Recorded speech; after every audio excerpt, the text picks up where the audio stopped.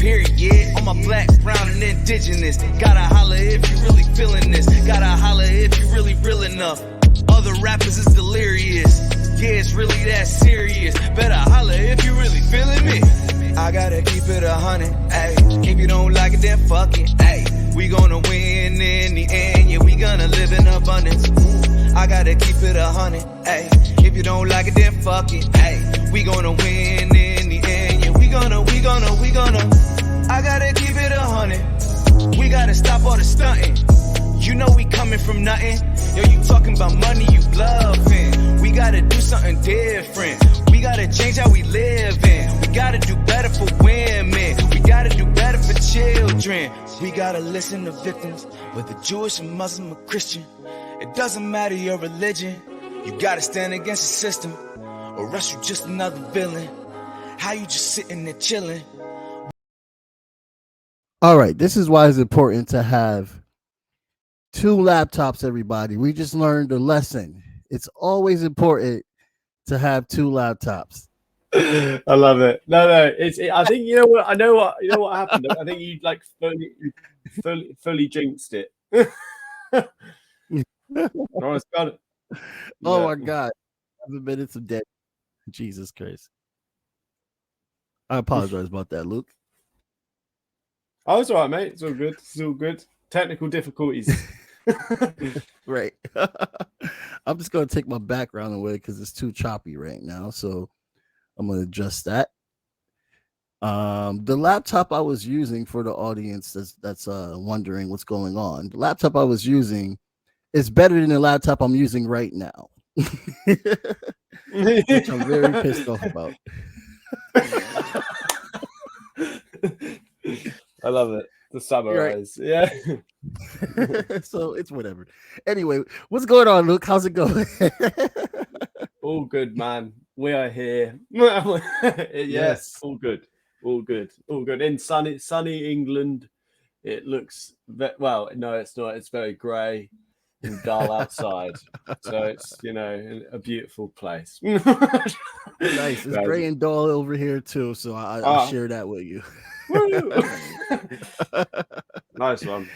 So your song, "Glad You're Mine." I love that tune, dude. I love that tune. Thank you. I see that it's your most played as well too. It's a hit. You got a hit right there. Well. You got a hit right there. But no, it's good. It's a good little tune. Yeah, I was really happy with that because it's kind of an actual story that song, like in terms of a relationship I've been in for a long while, and it's kind of a nice sort of actually like a chronological story of that kind of thing, which I really am proud of in that sense. It's not just like a typical sort of like, you make up a situation about love or something, but it's actually like a literal story of that. So I'm really proud of the lyrics of that one. Yeah. Oh wow, that's amazing. So when you had it down packed, did you think that it was going to get the buzz that it has now, or was you expecting any other different feedback? To be honest, I didn't really mind too much in a weird way. I kind of just was like, it's like a chill tune. I enjoy the song. You know what I mean? It's not like a big big poppy chorus or anything like that. Anything catchy. But yeah, no, I thought what people would like it, and take that what I said from it, like the whole love story thing from it, and the lyrics are quite relatable, I guess, for a lot of people in that way. So it's got some nice feedback. It's very relatable. It is. When I first heard it made me think of like times like, even when you mentioned when you saw you in the classroom, stuff like that. Oh yeah, I know what that's like. Like you already catching the commonality in what people go through in emotion. That's what I like. But that is literally true though. That's the thing. That's what I liked. I was like, oh my god, how can I make it not sound completely and utterly cringe, but just like describe just do it in a bit more of a fancy way with like some more metaphorical things and what cool words instead of just being like, I love you, I saw you and love at first sight. Do you know what I mean? Right. I like that bit. Definitely. Yeah, man. So like so basically you do you find yourself as an emotional writer, as in you have to get an experience to write, or do you find yourself as someone that's capable to capture that emotion regardless? Mm, that's a good question. uh, Yeah. um, yeah, I'd say most of the time, because I've realized as well, even through the last couple months, I work with a few people now in terms of like I've mentor and talking to a bit of management and stuff like that, and I've had a lot of Hmm. questions asked to me like, "What are your songs about?" And I really realized recently that my songs are all about like um to someone else. Do you know what I mean? It's not, I'm not, a lot of people write about themselves. Do you know what I mean? A lot of Right. people write about like the situation that they're going through and how it's made them feel. But I realize a lot of my stuff is about someone else. Yeah. And how, maybe I'm sorry to them, maybe I'm thankful to them, have admiration towards them and stuff like that. Mm. So I feel like they're all like real stories, like the song I wrote and put out called All That Needing, and that's literally like full on. I remember the situation. It was like I was very busy with doing music and stuff, and I had a friend that I was, to be honest, quite horrible to, in the sense that I was like, he was having a Mm. rough time, and I was just busy, and I just didn't see how bad he was getting and stuff like that, and it was like Right. a story, yeah, about that basically. Oh, sorry, hold on, I've gone off, haven't I? Oh no, I see you.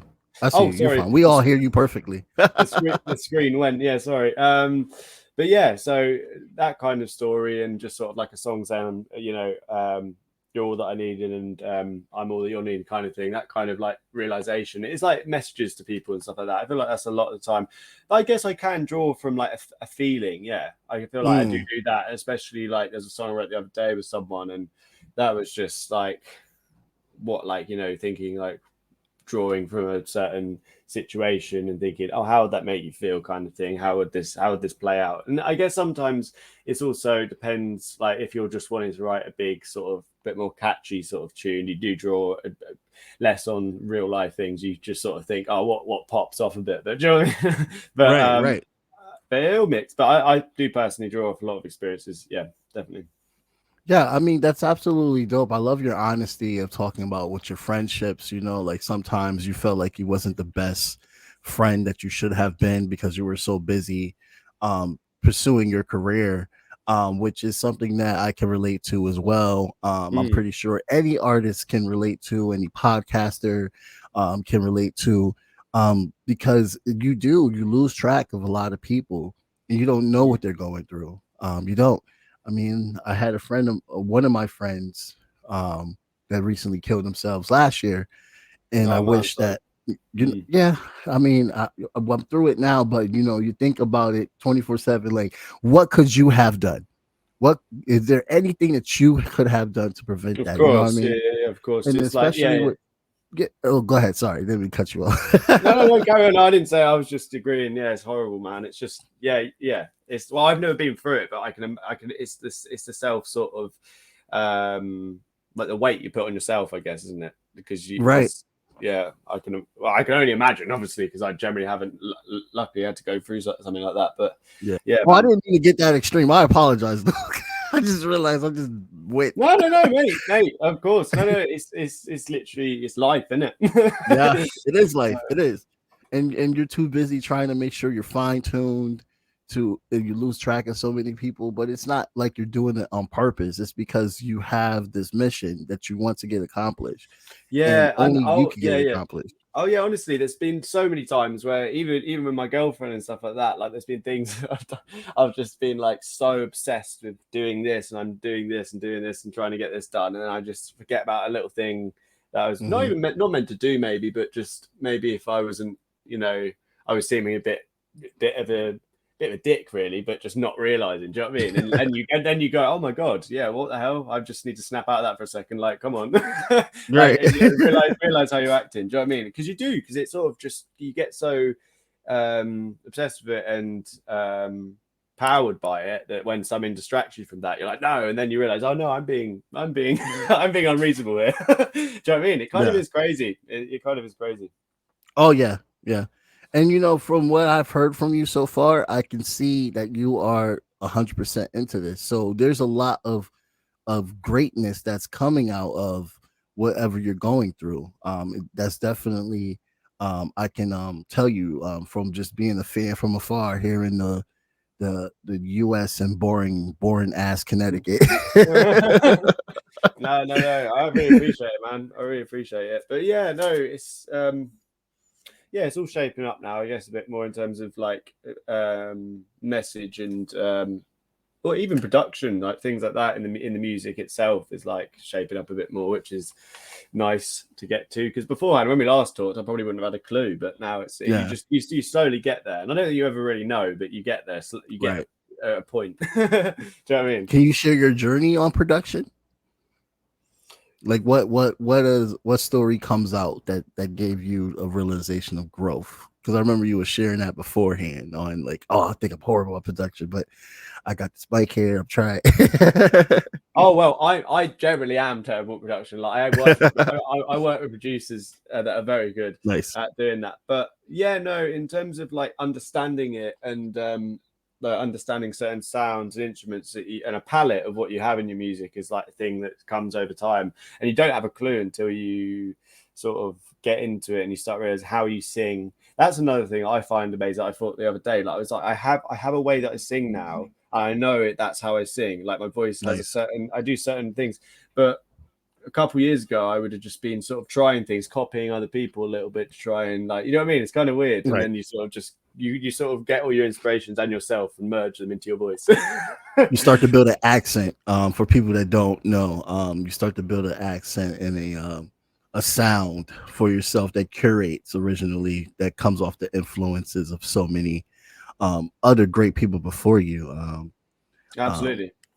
That's absolutely dope. And has there been times where you know, on the production part, have there been times where you were given feedback that made you want to ignore, or did you take feedback and that made you become stronger as an artist? Because I do see the changes with listening to from you earlier on until now. You seem so much more confident, so much more defined in a way.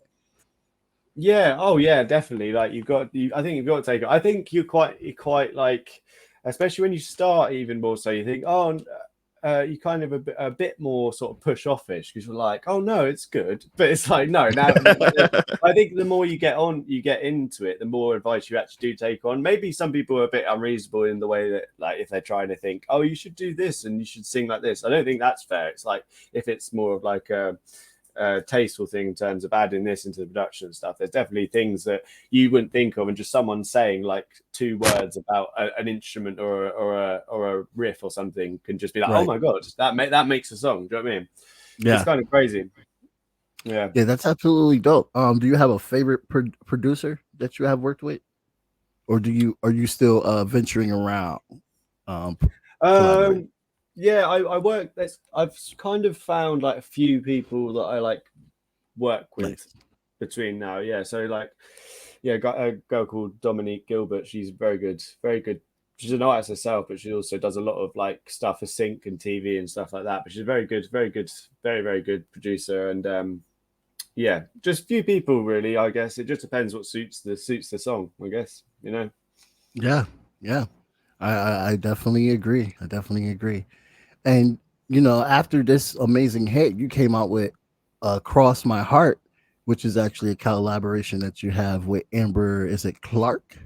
Oh, Amber Claire. Yeah, it's like it's a weird sort of spelling. You had to look at it twice. Yeah. Oh, that one was. I really like that song, but it was generally it was quite a random one. We just sort of put it out. I mean, we didn't really care about that. We didn't do much promotion for it at all. But we were just like, let's just record it and whack it out. Let's just do it. Oh, great, man. What is it about? That's quite a like selfish song, I guess, and that's also another reason. It was just like, we like this song, let's record it, put it out, and then it's there. You know what I mean? But it's about literally, because we're both obviously artists, and she she was just going through a phase where she was like, she was kind of having a patch where she was feeling a bit like, I need to go and do this music thing more, and I'm just doing this job and I'm not doing it and stuff. I'm not doing what I really want to do, and it's just that reflection of like being in this bubble at back home where you feel like it's a comfort blanket, but you feel like you need to get out of that and just go and do this thing. Do you know what I mean? It's Right. like in the whole point of cross my heart, saying cross my heart is like cross my heart and promise myself I'll try kind of thing. It's like that kind of thing. I guess it relates to a lot of like avenues of life or work or whatever, when people just feeling stuck and they're just like, right, I'm going to promise myself I'm going to try. Do you know what I mean? This kind of thing. But yeah, so it's kind of a different topic for a song, but yeah, it's that kind of thing. You got to do it for yourself. Mm-hmm. Yeah, I mean, it's definitely one of those, like, how do we balance what we need to do to survive plus what we want to do in life. And I know not everybody finds that, but I feel like it's worth trying in so many ways. And I really wish people, do the best they can to even try to get any type of release from the craziness in the world and stuff. We were not built to be these type of bigs that just only do one thing 24/7 and struggle. We're built to communicate with others, to build a life that we can be with our loved ones and not be alone and stuff, and have passion. We're passionate beings. It's definitely a tricky road, especially when you're not financially able to go down that path. But if you can make it, I'm on your side. yeah, for sure. Yeah, exactly. And I mean, I'm lucky that I've got to a point where I get to do. I'm a musician full time, so I get to do music full time now, which is great. Even if it's I teach a bit guitar, which I really like. It's just fun teaching people guitar. I actually quite enjoy it. And then gigs, and then songwriting work, and then my own artist stuff and gigs and stuff. So there's a few I feel like at the beginning, if you want to do music, you've got, well, mostly all your life you want to do music, you have to have a few jobs. Pretty much, basically, which is really fun because it has variety as well, because you're sort of teaching and then suddenly you've got a gig in the evening, and then at the weekend you're going to London playing a gig. Like tonight I'm literally going to London and playing a gig, supporting another artist in London. Oh, nice. Where are you playing at? It's called hold on, what's it called? My brain is gone. It's like Temple of no, that's it. Temple of Music and Art, it's called. It's like a really nice venue in London, supporting a guy there, which will be called Peter Wise, which would be nice. So yeah. So it's just things like that are just like, yeah, cool. Because just go to London, do that, meet some people. It's a strange job. Like you mentioned that you've been a lot more busier. Yeah, it's definitely busy, like, and with a lot of like projects as well, like side things. Like I do stuff for a bit of like TV and film stuff, but nice. I've been doing an EP, like a 5-track EP for a label called BMG recently, and that's another thing that it's busy, but that's also so good for my career if it goes right. If it goes well, because it's like it's just my music essentially. I'm getting all these phone calls and my laptop keeps going off. Yeah, so yeah, what was I saying? My brain just went there. Sorry, that no, you're just fine. Up. We were talking about all the projects that you're going. That's it. Yeah. So like that sort of stuff as well. It's like it's all my own music and just literally the same vibe, but it gets pitched for things like Love Island and all these different shows that are like big on TV and things like that, and reality dating shows and all that stuff. So it's good, and they give you good exposure. So that's another side of everything, which is time consuming, but it's fun. So the reality dating and the red pill culture, which they want to call it now, I see it's like so popular here for Westerners. Like we are very, very like addicted to that. Like, is there anyone here? We have like Fresh and Fit, who I detest, and then they have like people like Kevin Samuels who died, Andrew Tate, who I detest as well too. But is there anyone like that in the UK that's like a big figure like that? What, just crazy, but they're just like I don't know really. I can't think off the top of my head actually. But yeah, Andrew Tate is a very well known just man, isn't he? Well, he's just a strange person. Yeah, very strange. to put it lightly, really, you know. Right? To put it lightly. So back to the shows. How many shows have you since the last time I've interviewed you? Have you been because we talked around the beginning when I first started my podcast, which I was very proud of the opportunity to have you on. And there was technical difficulties and all that stuff like that. But it was COVID. It was lockdown. It's a different world than what we are now experiencing now. Now we're trying to readjust back into what we had before. But, economy, all that stuff. People got podcasts about that. I don't have to talk about that right now. But yeah, like it's a different freaking system and all this type of stuff that just came out of that. But you were able to still find a way to keep gigging. And how many shows have you been? Have you lost count yet, or you just keep going? Like, what's your favorite spots? The last question, like your favorite spots you want to shout out that you have performed at. Yeah, I mean, I don't know how many. I mean, I know a lot of people that like keep a list of like the number of the gigs they've done. Do you know what I mean? They're like, oh yeah, this year I've done 100 and done a gigs or whatever. I generally just don't know. I do gigs quite a lot. Like I do. Yeah, it's been quite consistent thing, especially in London. London's like the hotspot because of where I am. It's not really the biggest place for gigs around here. This is more just like a village area, but London's so easy to get to. But yeah, do a lot of like showcase sort of stuff in London most weeks. Probably a couple months, and then support slots. I did a support. I was a support act in Bournemouth and a place called Oxford over here as well. For an artist called Billy Lockett recently, who's doing really well in the UK. He's like really coming up, so that was quite fun. Yeah, and just got a co-headline in June with an artist called Gemma Johnson, which is in Camden in London. So yeah, man, it's just been all those sort of stuff. And I'd say there's a venue in London called the Bedford, which is very famous actually on the circuit. Like if you go in there, like the pictures, right? It's like quite a round sort of venue. And it's like all the pictures around it are really cool because it's like people like Ed Sheeran and James Bay and all these people and Sam Smith. And it's like a very like big one like on the circuit kind of thing. So yeah. So yeah, Bedford you would say would be the spot for people should check out if they ever go to London. That's got to be the spot to go.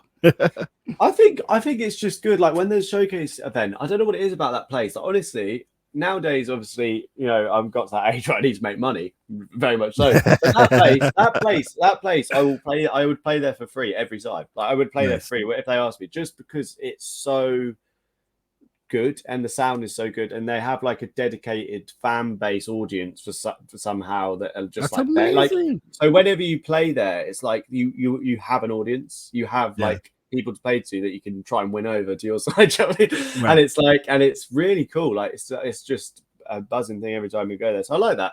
And there's like venues I'd love to play over here called Lafayette. One called Lafayette and O'Meara, which are like really cool sort of venues over here. But yeah, Bedford sounds dope as hell. A lot of artists wish they can always be around the crowd when they perform.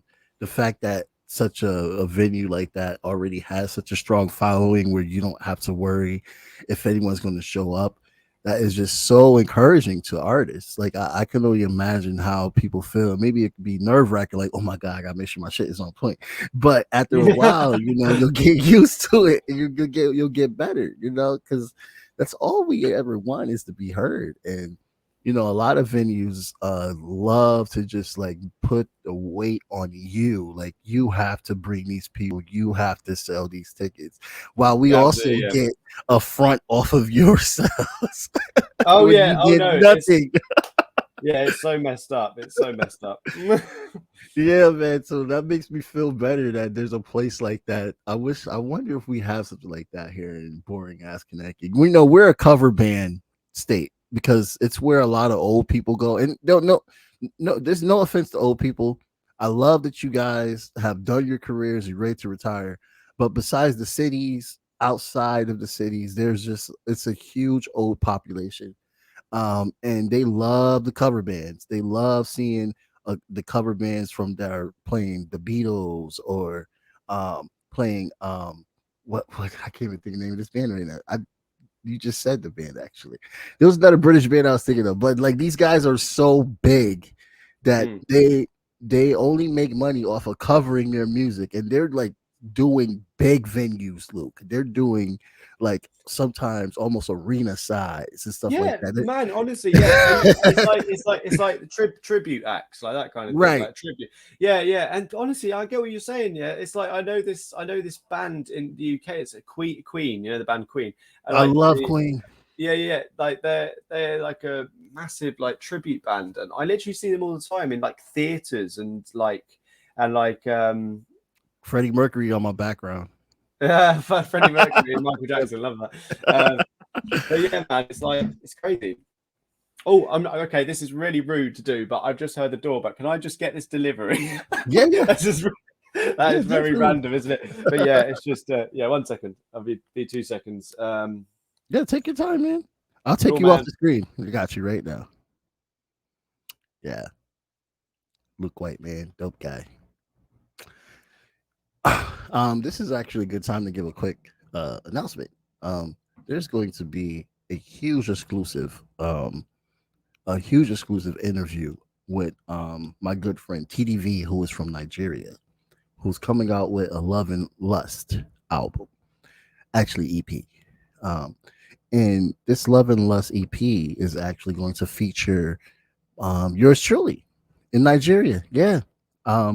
My voice cameo is going to be on his new album, and I'm very freaking excited about that because I've never did anything like that before.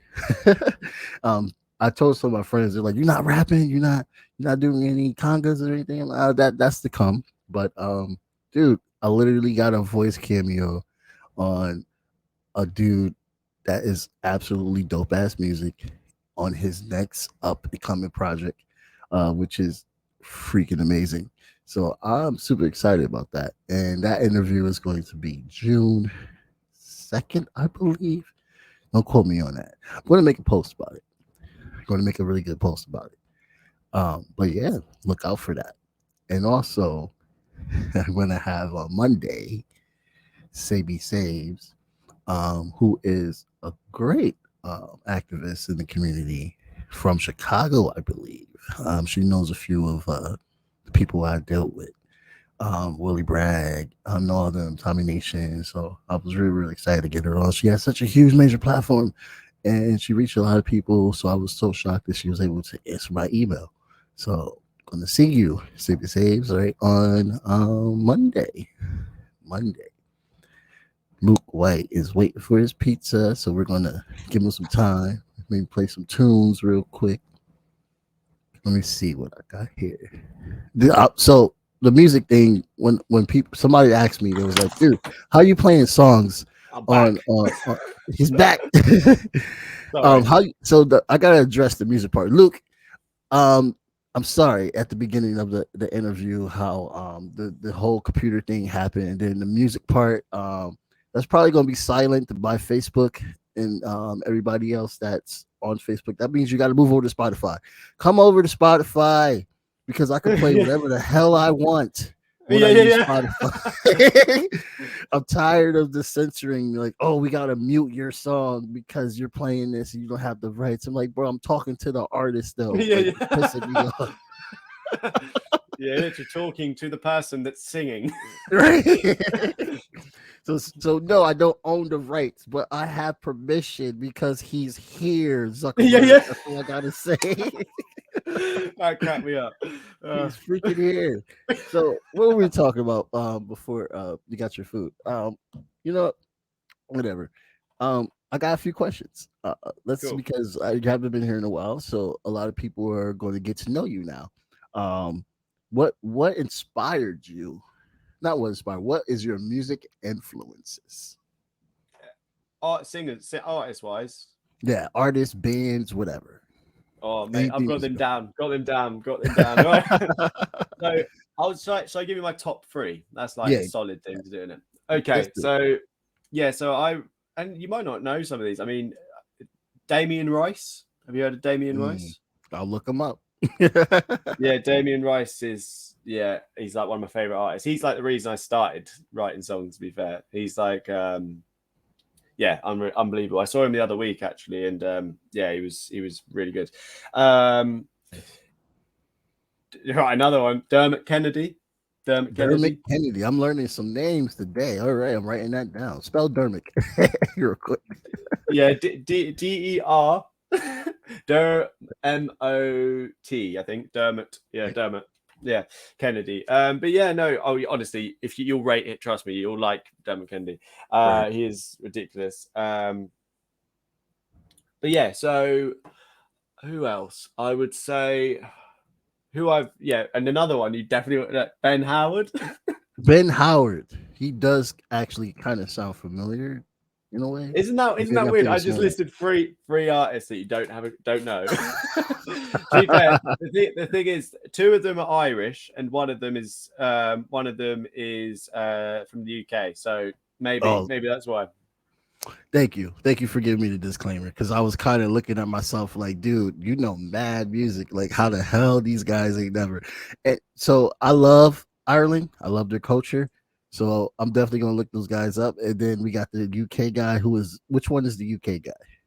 Ben Howard, yeah. Ben Howard. Okay, got you. And I also, unpopular opinion. Do you like James Blunt? You can't know James Blunt. You know the guy that sings that song. You know the guy that sings "You're beautiful." Yeah, You're beautiful. Yeah, that guy. I really like his music. But anyway, that's about it. I've listened to his compilation once, a few times, but every time I hear his name, the only thing that comes to me is "You're beautiful." So I need to go back and listen to him, and it could be because I have done my little recreational practices while his music comes on, and that's the only reason why. Yeah. I mean, no.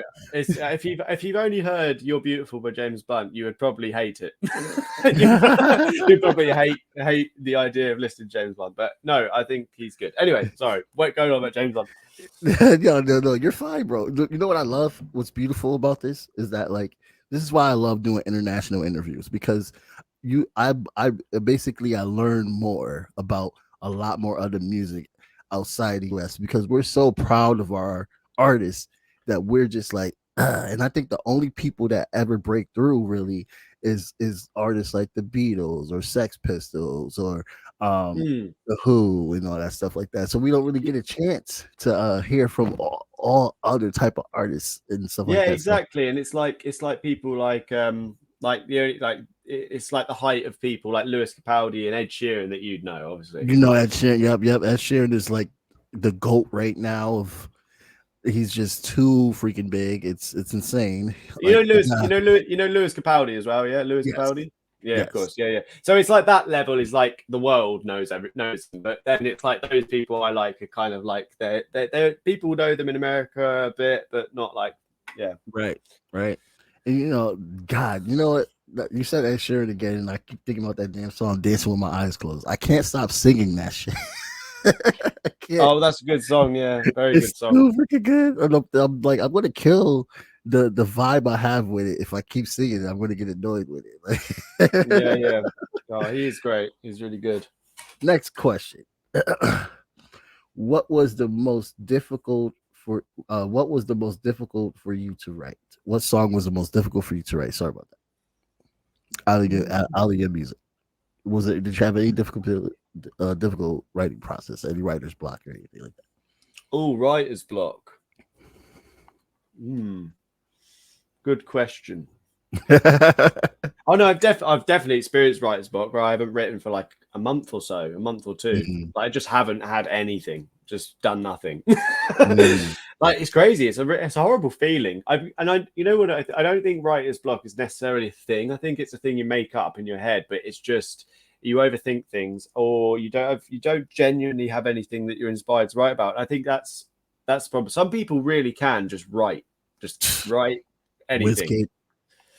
Yeah, they could just write anything. But it's like, for example, I watched an interview the other day of that Dermot Kennedy artist, and he was saying as well, it was like when he got into the industry big, it was like really hard for him. And I was like, because he used to write a song like and craft it for like a month, one song a month or something, and then make it perfect, like the best. That's lyrically beautiful. 10 out of 10. But then it got signed, and then he had to got chucked into writing sessions every day, and he was like, I can't write a song every day, like and I think if you want to focus on it, I guess it's hard because you want to revise it a lot, don't you, if you're writing that sort of folk pop sort of music where the lyrics are a bit more you got to be a bit more clever with them, don't you? But I've definitely experienced that, like ridiculous amounts. Oh, that's good, because like it's honestly, I always tell people like it depends on how you feel. Like you said, it took you 2 months. Sometimes that's so important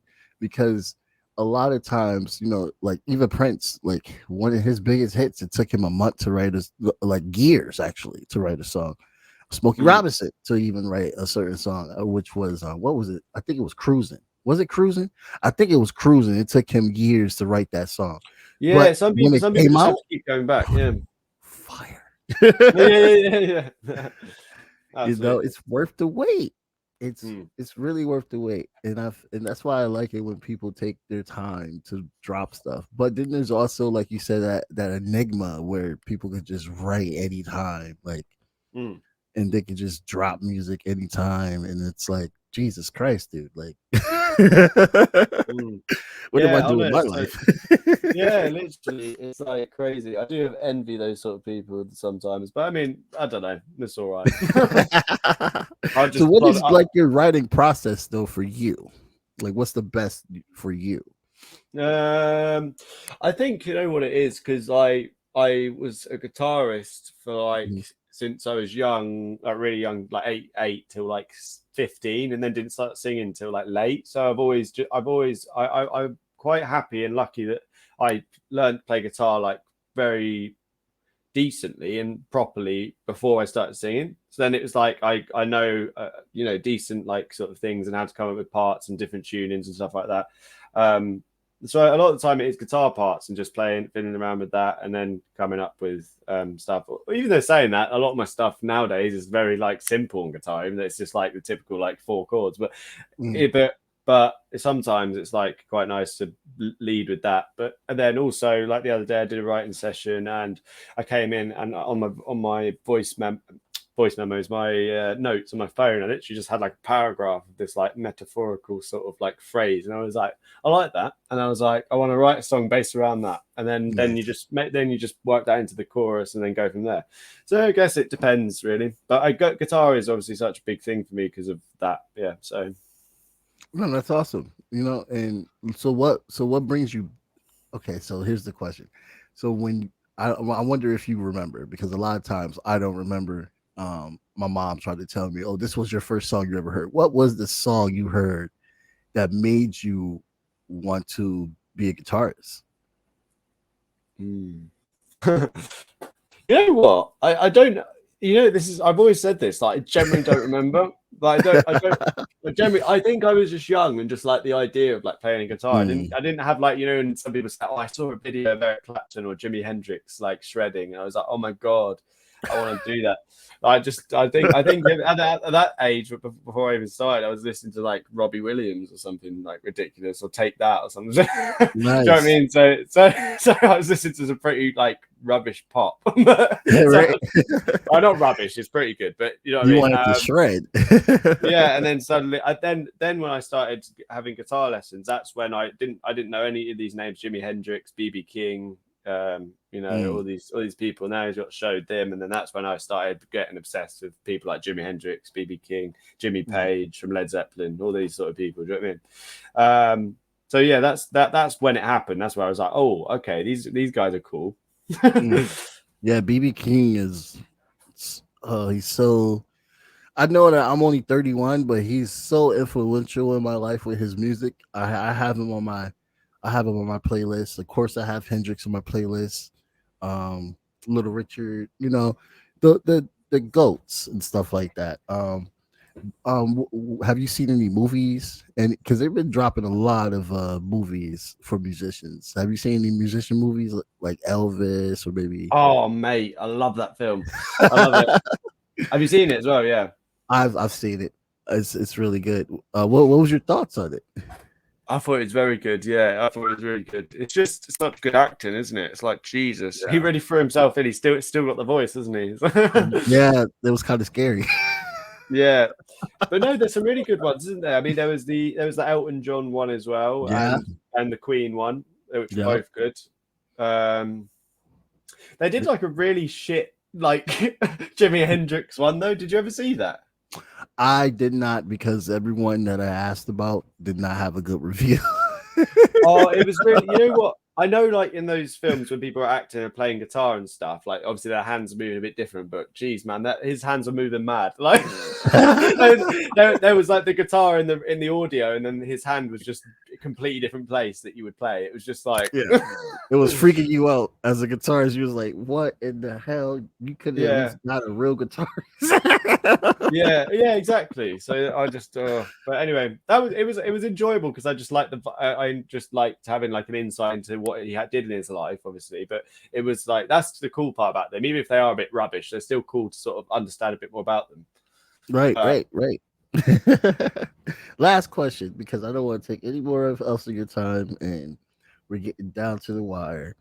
Um, Actually, I already asked you that question. It was basically what has been your most favorite performance such far. But I'll go further with that.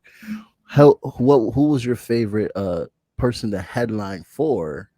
Um, do you have a favorite musician that you headlined for? What headlined or supported? Do you mean like Or support act? supported? Yeah, yeah.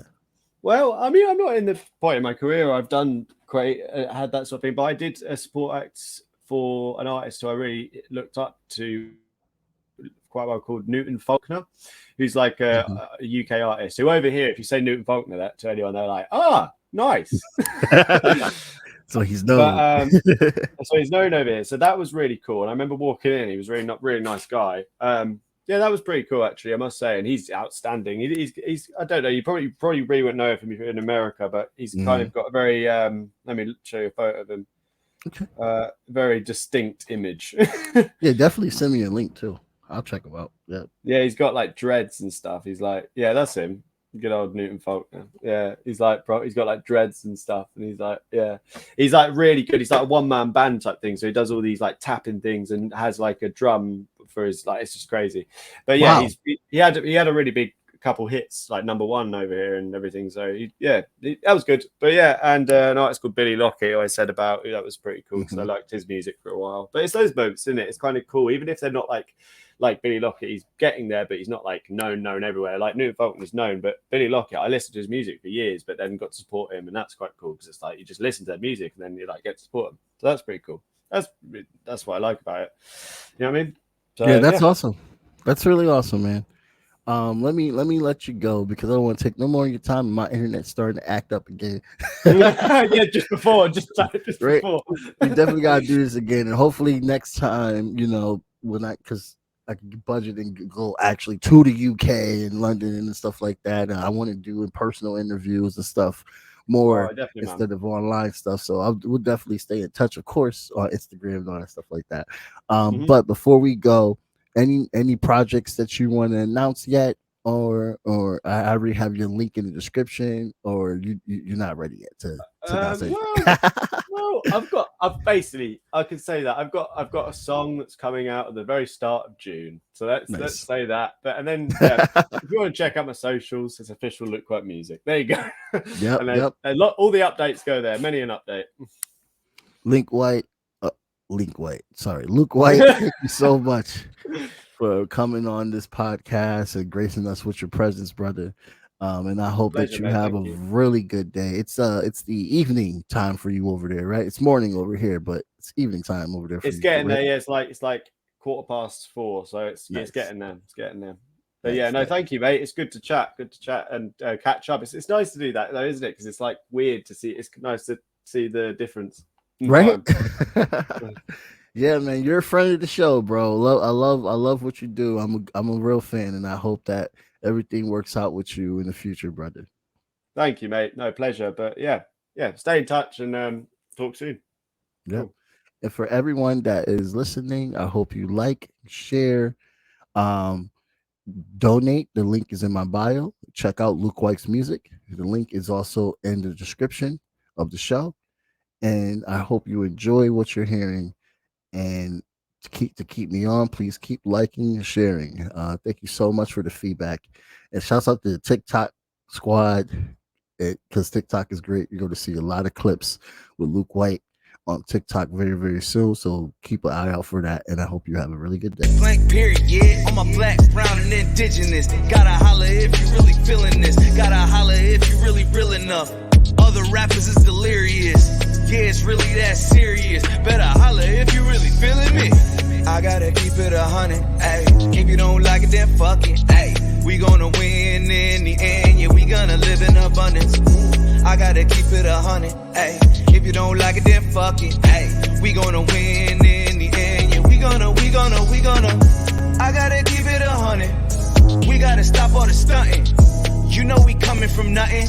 Yo, you talking about money, you bluffing. We gotta do something different. We gotta change how we live in. We gotta do better for women. We gotta do better for children. We gotta listen to victims, whether Jewish or Muslim or Christian. It doesn't matter your religion. You gotta stand against the system, or else you just another villain. How you just sitting there chilling?